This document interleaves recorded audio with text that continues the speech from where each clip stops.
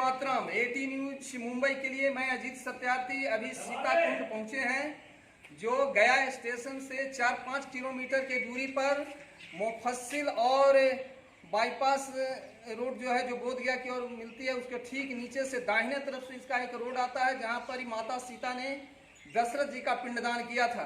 Sir एक क्या है सर?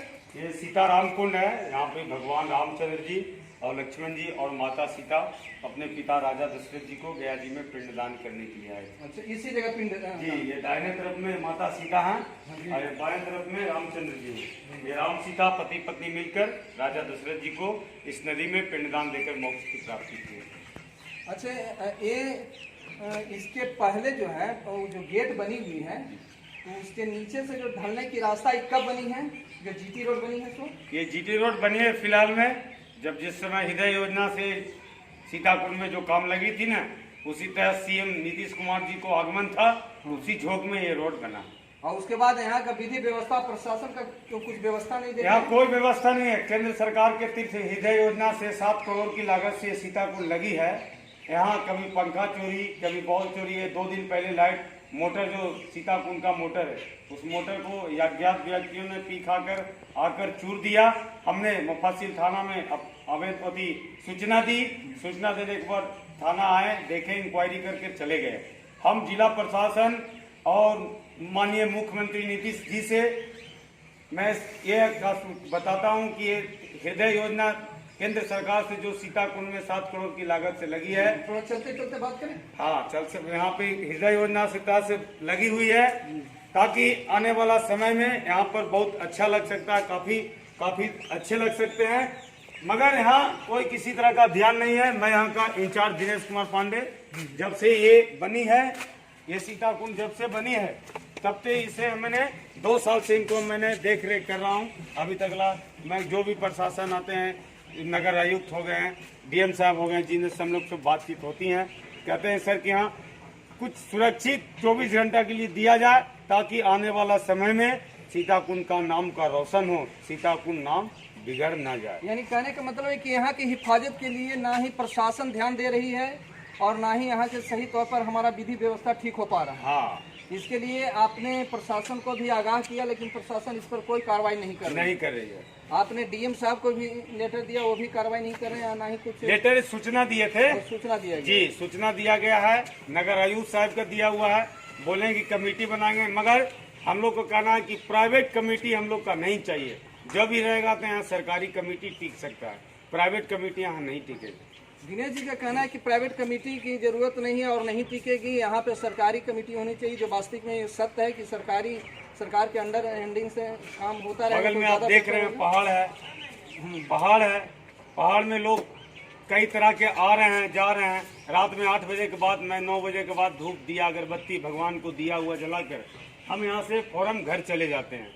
इसके बाद मैंने परसों सुबह मैं आया मॉर्निंग में अपना मंदिर के पास, तो देखा स्टार्टर तोड़ा हुआ है, नल चूरा हुआ है। हमने ये हमने सूचना थाना को दिया, थाना आई और थाना आकर प्रेजेंट पर आकर निरीक्षण किया। धानी हो जाए छोटो, मैं इसका कानूनी कार्रवाई करेंगे। यानी निरीक्षण करने के बाद जो है और उसके बाद वो चले गए, अभी तो कोई कार्रवाई नहीं हुआ। अच्छा सर, ये जो भारत आश्रम सीताकुंड है जी, ये क्या चीज? ये भरत आश्रम है। यहाँ पे भरत आश्रम, यहाँ पे जगन्नाथ, बलराम और सुभद्रा चारों भाई का यहाँ चरण पादुका है, इसीलिए यहाँ भरत जी का आश्रम है। यहाँ पे भरत आश्रम में दिए थे मुक्ति रम पिंडम तस्मै सुधा। यहाँ पे जब भगवान रामचंद्र जी लक्ष्मण जी जब पिंडदान करने आए, तो भरत आश्रम इसमें विश्राम किए थे। विश्राम करने के बाद अपने पिता राजा दशरथ जी को पिंडदान देकर मोक्ष की अभी दिनेश जी बता रहे हैं कि यहाँ पर भरत जी के माध्यम से यहाँ कुटिया बनाया गया था और यहाँ पे रुकने की व्यवस्था यही हुई थी मोटर के बारे में। और अभी जो है हम देखिए बाबा बताएंगे मोटर के बारे में, इनको भी बहुत थोड़ा चलते हैं, कष्ट हो रहा है बहुत। और यहाँ पर विधि व्यवस्था का क्या यहाँ पर रहा है, गड़बड़ियाँ रही है, ये बाबा बताएंगे। यहाँ पूजा पाठ करते हैं, रात्रि में क्या होता है ये सब बता रहे, यही रहते हैं। हाँ, यहाँ बहुत दिक्कत में है। हाँ, थोड़ा और कस के बोलिएगा। चोर बदमाश गुंडा यहाँ पर ही तो भरा हुआ है।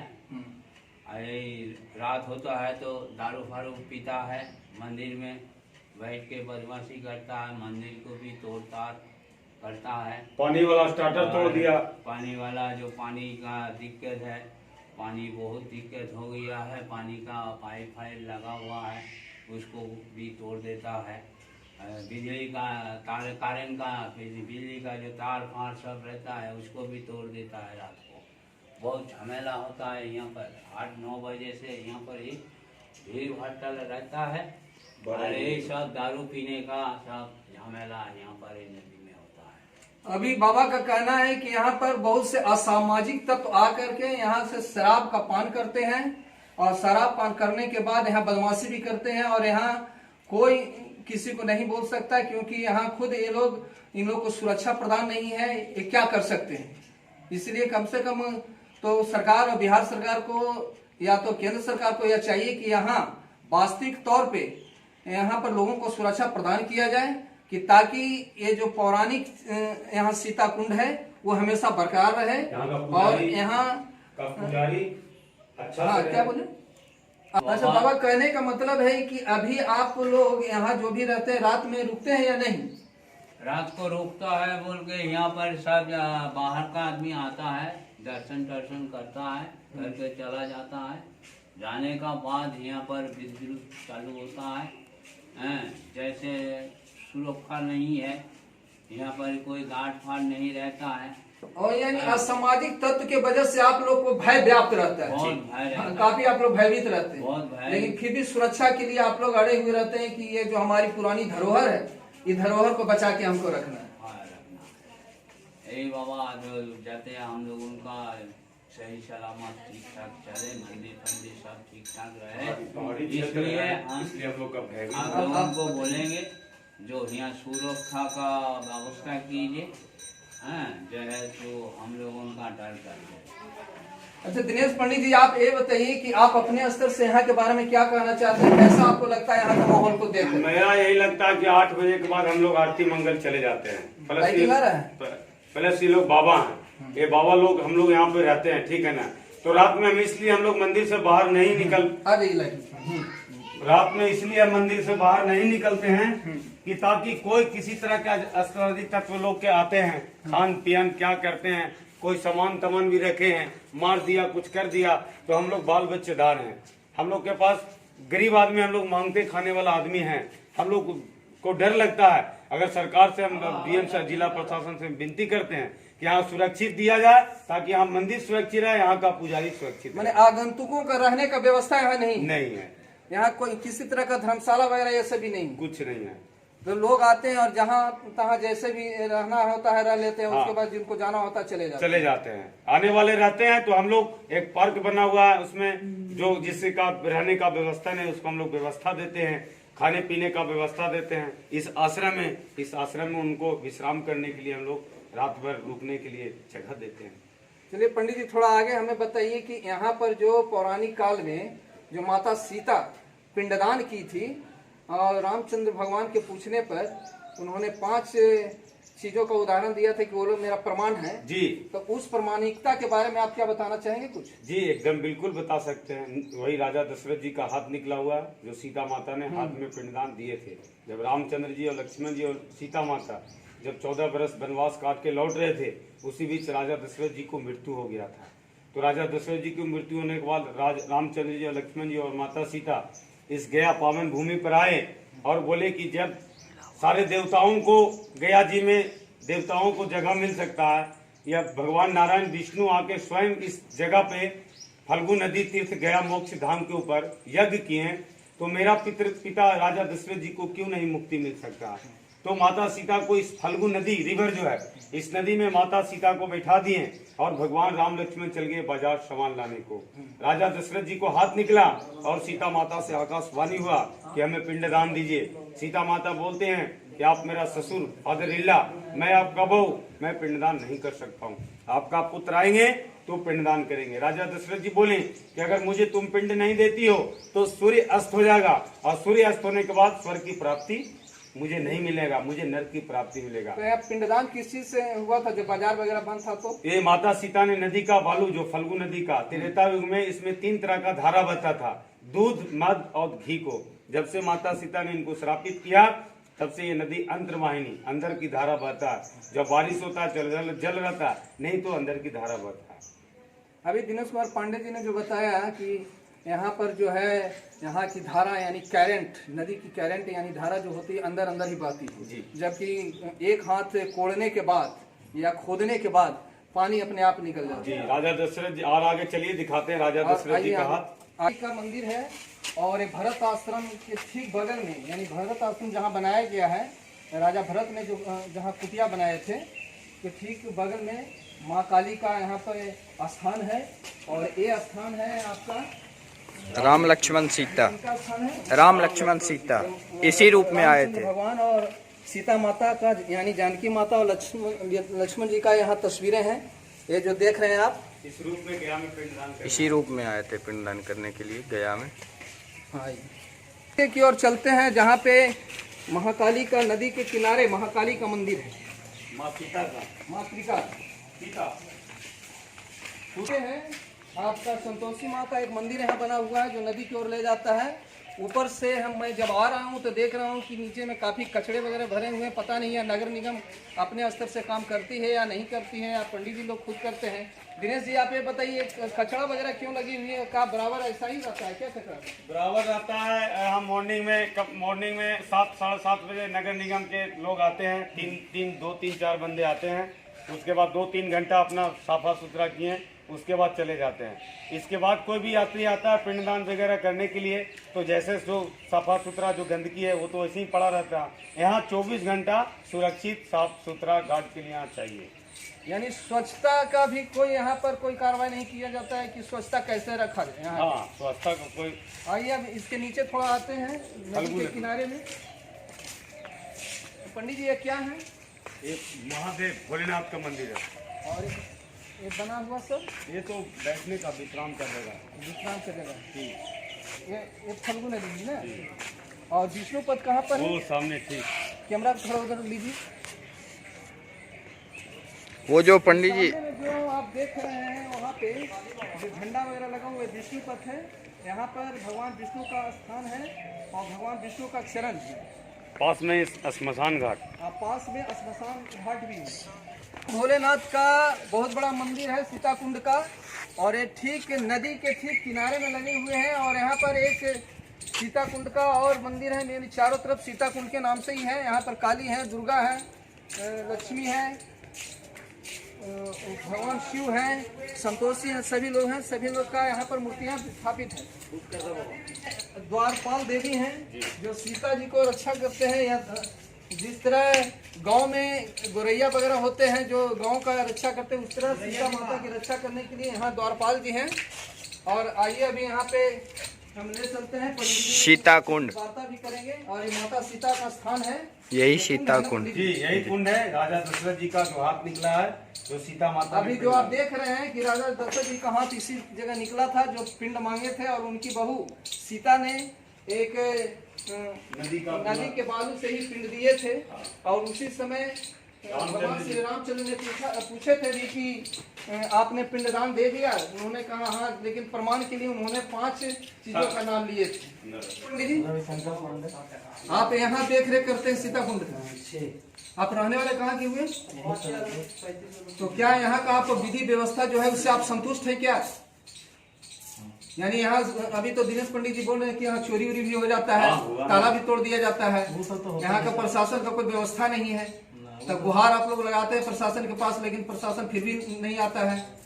वो तो चोरी वोरी हो गया, यहाँ पर बहुत चोरी हो गया, इधर वाला भी हो गया, हाले स्टार्टर टूट गया। तो इससे आप लोगों को दिलों पे झटका तो जरूर लगा होगा कि भाई ऐसा हो जा रहा है और कोई हमें सपोर्ट नहीं कर रहे हैं, कोई मदद नहीं कर रहे हैं। रात में कब क्या होता है कोई देखता है कौन?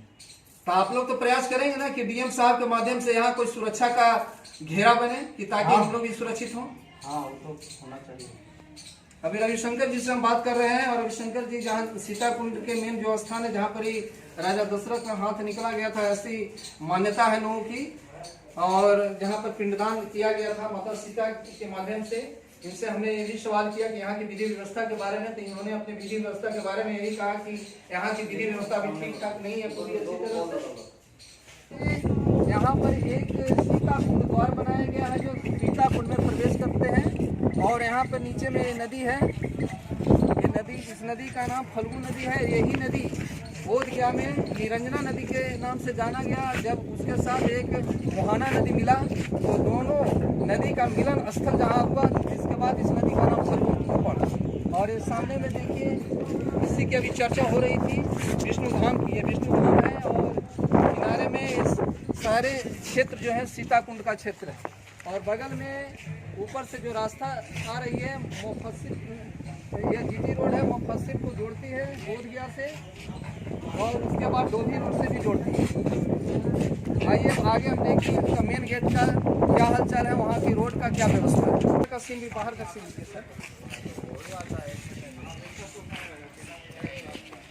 अब मुख्य द्वार पर, गेट के मुख्य द्वार की ओर हम लोग जा रहे हैं। और इस मुख्य द्वार में जहाँ पर चोरी हुई है और ताला टूटा गया है, और इसके लिए मैं दिनेश पंडित जी से मिलूँगा और वो बताएंगे कि ताला कहाँ पे टूटा है। वो हमें बाय प्रूफ प्रमाणित करके दिखाएंगे कि कहाँ पर ताला टूटा हुआ है। आइए सीढ़ी पर चढ़ रहे हैं, और यही एक रास्ता ऊपर की ओर गई है जो पहाड़ की ओर निकल गई है सीता कुंड की ओर। जैसे ऐसे घूमते हुए हम लोग आए, और ये मंदिर है। ये मंदिर किस चीज़ का है? सूर्य भगवान का, सूर्यदेव। ये सूर्यदेव का मंदिर के पास अभी हम लोग पहुँचे हैं, और सूर्यदेव के मंदिर के पास ही इनका इलेक्ट्रिक का जो ट्रांसफार्मर वगैरह है जिसको भी तोड़ा गया है, स्टार्टर है, इसको तोड़ा गया है। इसके बारे में थोड़ा जानकारी लेते हैं। और यहाँ पर जो नल है, यह नल को भी तोड़ा गया है, और इन्होंने प्रशासन को बताया, लेकिन अरे रुको ना यार, वाले अभी तो कोई कार्रवाई नहीं किए हैं। और देखिए इसी जगह है, ये तोड़ा गया है, ये नया लगाया गया है। ये अभी नया लगाया गया है जी, यही नया लगाए। यही चूर दिया था, चूर को इसको फेंक दिया था रोड के ऊपर। देखिए बोनट वहाँ टूटा हुआ है। उस नेतवन के फकरावा तो पर ये सूर्य मंदिर है, और ये सूर्य मंदिर के पास जो स्टार्टर है कुछ असामाजिक तत्वों ने तोड़ रखा है, जो अमानवीय कहा जा सकता है। और यहाँ पे यात्री आते हैं, यात्री के रुकने की कोई व्यवस्था भी नहीं है, और ना ही यहाँ की विधि व्यवस्था सही तौर पे चल रही है। एक दान पात्र है, ये दान पर कुछ दिन पहले इसको भी तोड़ दिया गया। दान पेटी देखिए, दान पेटी को भी तोड़ दिया गया है, इसको हमने और यहाँ से निकाल दिया गया है। तो अभी थाना के भी मैंने सूचना दिया था, ऑपरेशन किया, आवेदन दिया। थाना के हमने सूचना दिया, वहाँ जाके FIR किए थाना में, बोले कि ठीक है कार्रवाई किया जाएगा। उसका अभी तक कोई सफल नहीं है। यही तोड़ कर इसको अब अंदर से पैसा निकाल लिया गया। चलिए, यहाँ का दान पेटी भी टूटा हुआ है। यहाँ थोड़ा पंडित जी लोग को कहना है कि यहाँ किसी तरह का सुरक्षा नहीं, हमें सुरक्षा मिलनी चाहिए। या प्रशासन से गुहार भी लगा रहे हैं। और यहाँ पर बहुत तरह से असामाजिक तत्व के बारे में हमने पहले ही बता चुका हूँ। सारा चीज़ देखने के बाद खुद अपने आप में एक मिसाल है कि ऐसी तीर्थ स्थली पर इस तरह की घटनाएं होना बिहार सरकार के लिए भी एक चुनौती का सवाल बन गया है। यहाँ पर लोग आते हैं, नशे में भी आते हैं, मार करके लोग तोड़ भी दिए हैं। इसकी भी सुरक्षा होनी चाहिए। और यहाँ पे एक तीर्थस्थली के रूप में तो है ही, आज से नहीं सदियों से है, लेकिन यहाँ पर सही तौर पर विधि का व्यवस्था नहीं है, ना ही प्रशासन की व्यवस्था है। और लोग यहाँ के सरकार से भी नाखुश हैं कि सरकार इस पर कोई ध्यान नहीं दे रही है। ये देखिए, ये मुख्य द्वार ये है, ये मुख्य द्वार से यही रास्ता है मंदिर में प्रवेश करने का। इसके लिए सभी लोगों को हम धन्यवाद देते हैं। मैं अजीत सत्यार्थी, AT न्यूज।